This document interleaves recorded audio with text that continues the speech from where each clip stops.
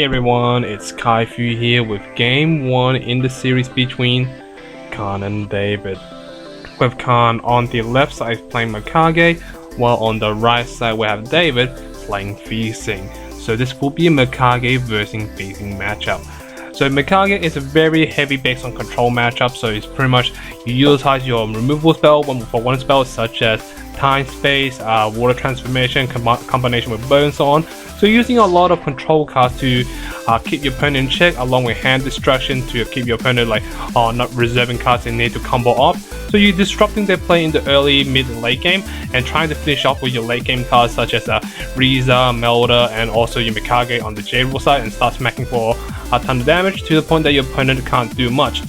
While on the right side we have David playing Fiethsing Turbo, which is the most common build now these days, or most common deck you'll be coming across it, because Fiethsing Turbo is pretty much essentially you can drop Gwiber really early in the game and applying the early game pressure to the point that your opponent cannot really do much against it, because a 12/12 flyer is really hard to deal with in the early game. In the early game, especially if you do not play blue, along with bow that turn to using water transformation to the Gwiber to a 4/4 bear and knocking it down really easily. So it's kind of hard for most other deck you don't play any removal spells. So other than that, let's get back to the game itself.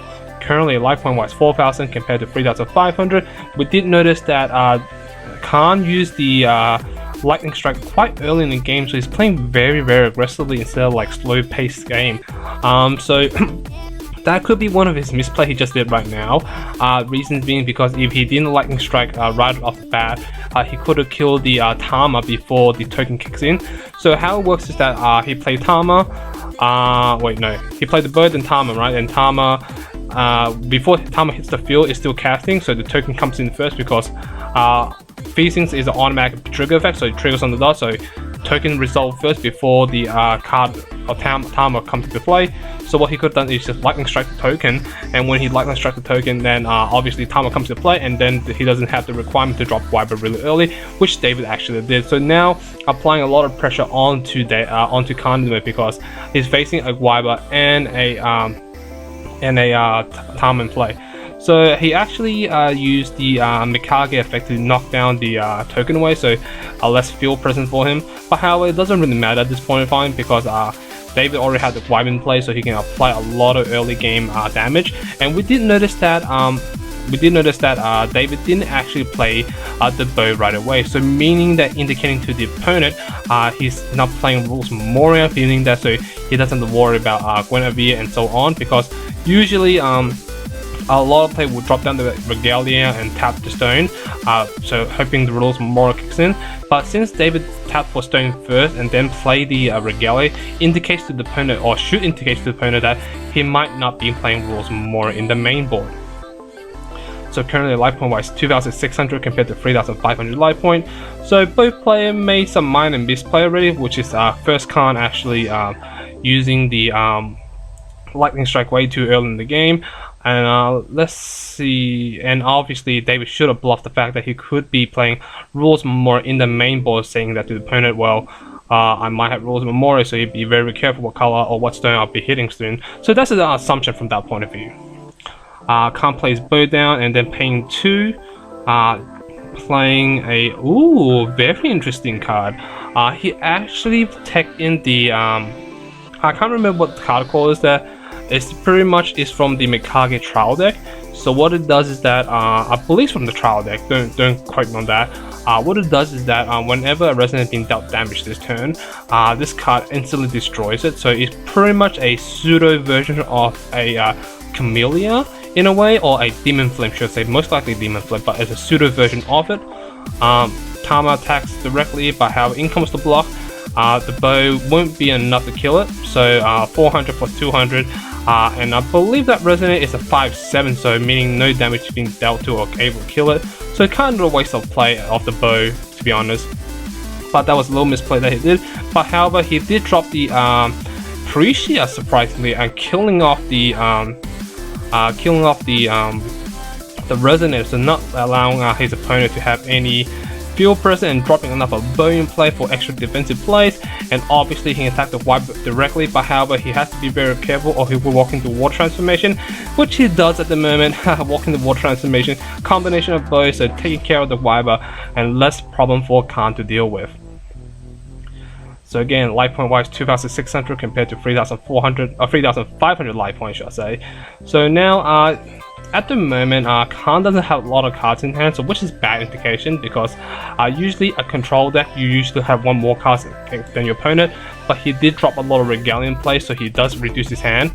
So what he should do is that don't drop all the Regalia in play at once, because unless you need it right away, you don't need to, like, for example, drop it right away and then like reduce your hand, because by reducing your hand, you're indicating to your opponent that you have less option to play with. But that's how I play in my standard play. He played the Riza face down and flipped the right array, surprisingly. I think what Carn should have done is that during his opponent's turn that flip it over, but perhaps he's afraid of the Seal Wind and Light or the Whirlwind, because he is completely tapped out at the moment. Flipping the Razor and the Melder, obviously Melder killing the Appreciate, not allowing Appreciate to shift, not allowing it to steal any resonator that Carn controls at the moment. So completely wiping the field to Carn's favor at the moment, because now all the field advantage that David had in the early game is gone. He lost his Gwiber, he lost his Appreciate, and so on. Playing the Tama, drawing a card.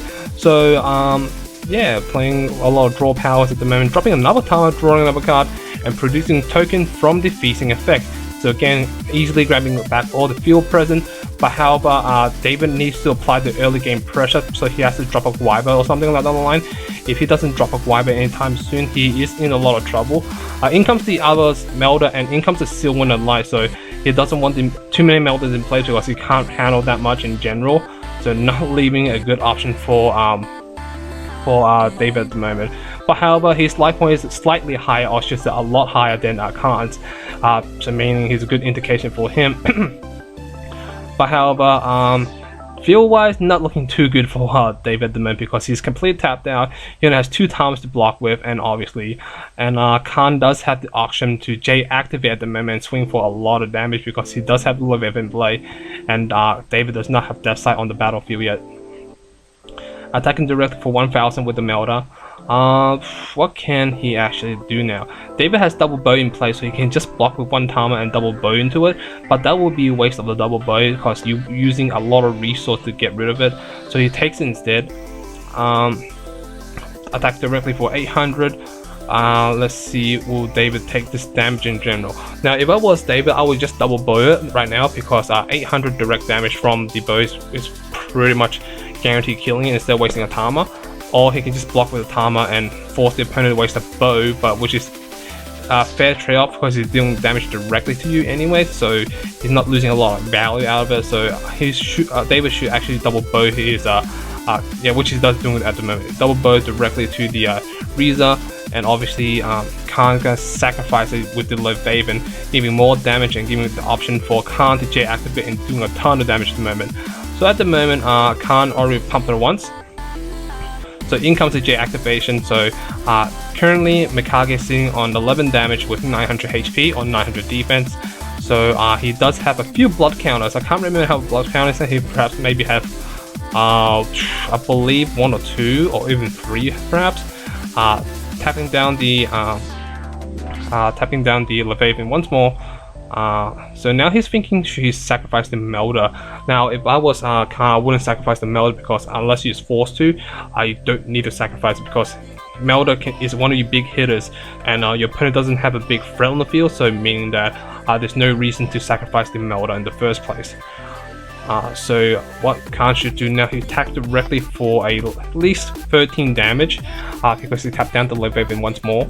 At the moment he has 2 bows, 1 tap down Leviathan, 1 Hydromonica, 1 Mikage, and 1 Melder in play. So putting a lot of pressure to David, because he just took a ton of damage just now.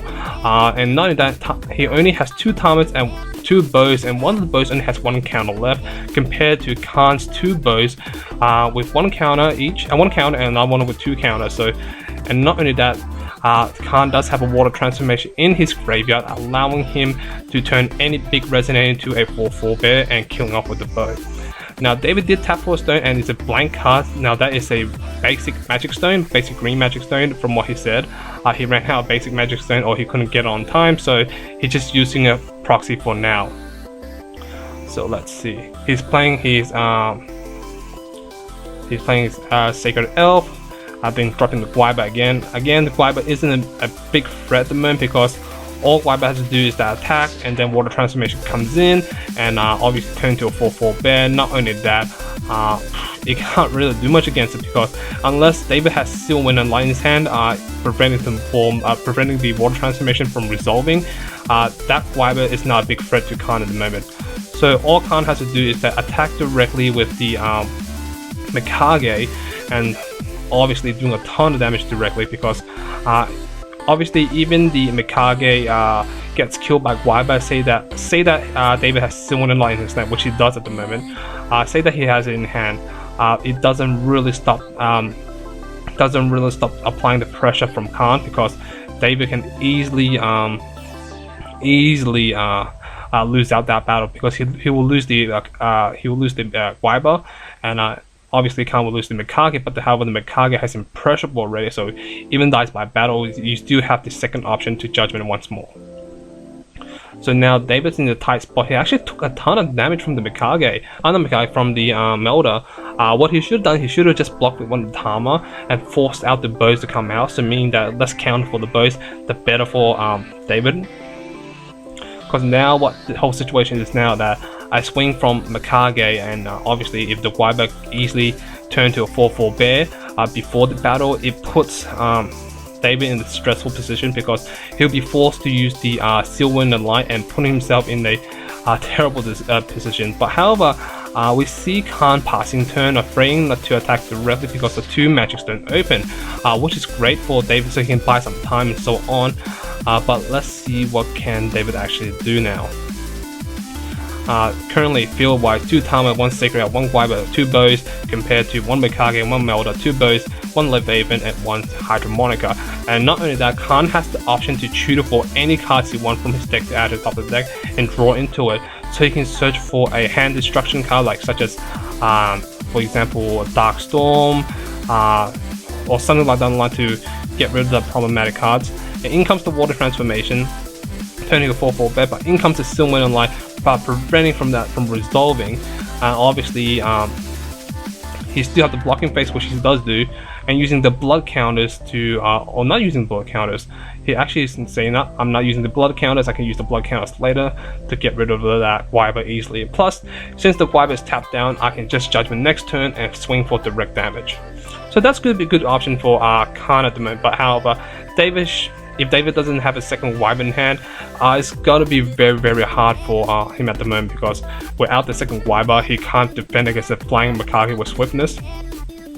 So let's see, 1,600 compared to 200 life points. Looks like David's like, you know what, I'm gonna not win this battle anyway, so I'm gonna do as much damage as I can, and that's the best I can do. 400 directly from the Tamas, so both Tamas, and he has a goat. Is that no? He has the Ox in play. Ox very interesting, able to use evolution to do a lot of damage on the board, but it's quite a slow card. But then again, he wants some control card to get some field removal from his point of view. And I'm surprised that Carn didn't use the rest of the open magic stone to get some more blood counters. But maybe he's saying, you know what, I got this game in the game anyway. He's on 200 life point, just a single Judgment, fly over, swing for direct damage. What could help David at the moment? He has Gusting, Heaven Gust to get rid of that, get rid of the Leviathan, prevent this from happening. But since he doesn't have it, in comes the game. So yeah, that's the game, guys. Thank you for watching. Thank you, guys. Hope you guys enjoyed it. Please stay tuned for game 2.